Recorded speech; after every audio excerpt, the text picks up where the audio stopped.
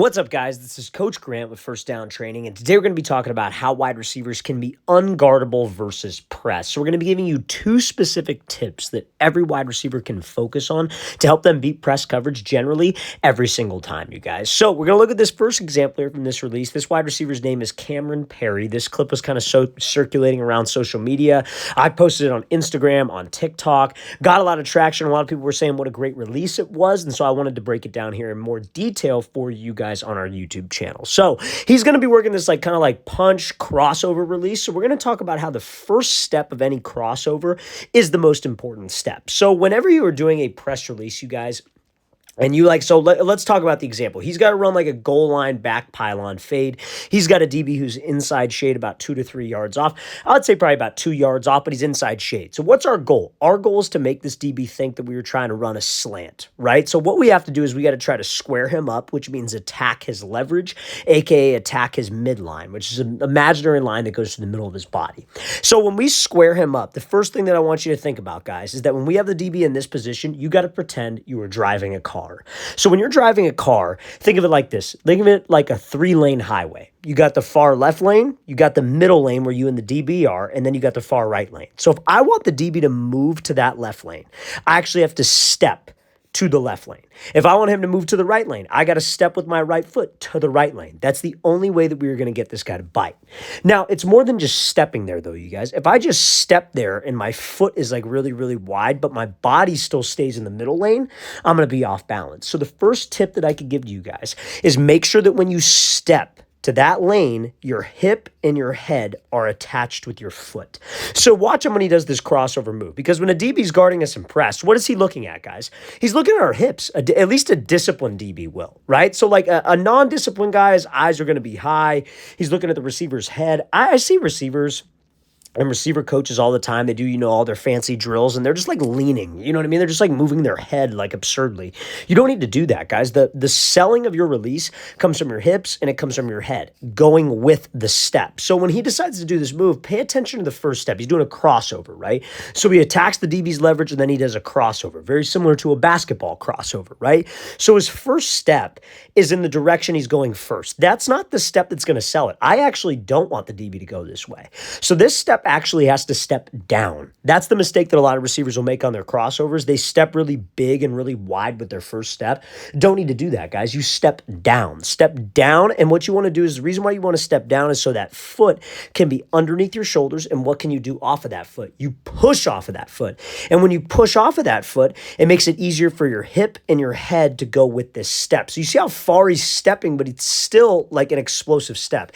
He could still push off of that foot and get to the back pylon and win this race with the DB. So that's textbook right there, you guys, because again, the only way I'm able to sell my releases is I got to step outside of the DB's frame to that left lane, and my hips and my shoulders got to go with the step, at least for the most part, got to go with the step so I'm balanced and I can push off. If I just step way wide and my hips and my shoulders stay, a disciplined DB will not move, and you will probably slip because you will be so off balance with that step. So I'm going to play this again full speed one more time.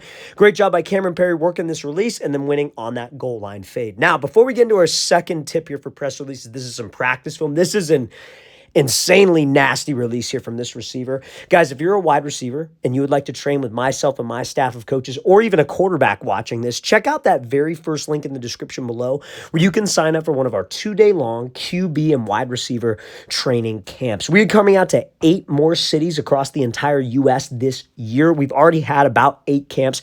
Every single one of them has sold out. Next up, we'll be coming out to Chicago, Illinois. That camp is completely sold out as well. And then we'll be coming out to Newark, New Jersey, Birmingham, Alabama, Houston, Texas, Boston, Massachusetts, Columbus, Ohio, Boise, Idaho, and finishing off our tour in Los Angeles, California. So guys, you want to sign up, you want more information, go to that very first link in the description below. That's where you can get all the info where you can sign up. We only have, though, in these camps, you guys, probably about 4 spots remaining for each one. Some camps only have 2 spots remaining because we limit spots so each athlete can get individualized coaching. We can't do a camp, we could do a camp with 300 people there, but it would just be drill, go as fast as you can.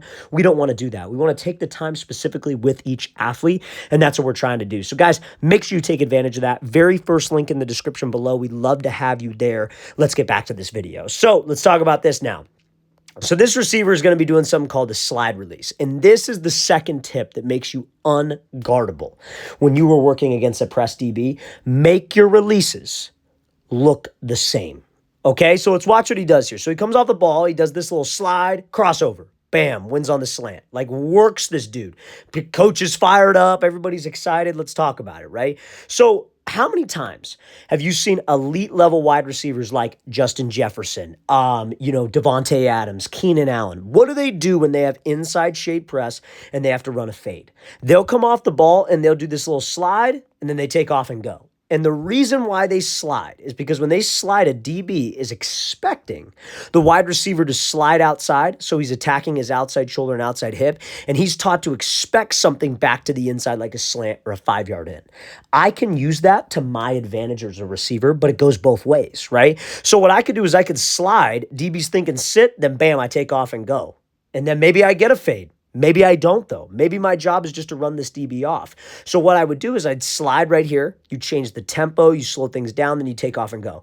Even if that DB runs with you, we kind of want that to happen. So now when I have a slant route called, guess what I could do? I do the exact same slide. It's the exact same tempo. And then I accelerate. You go from 0, 100. But instead, your 100 is the crossover move.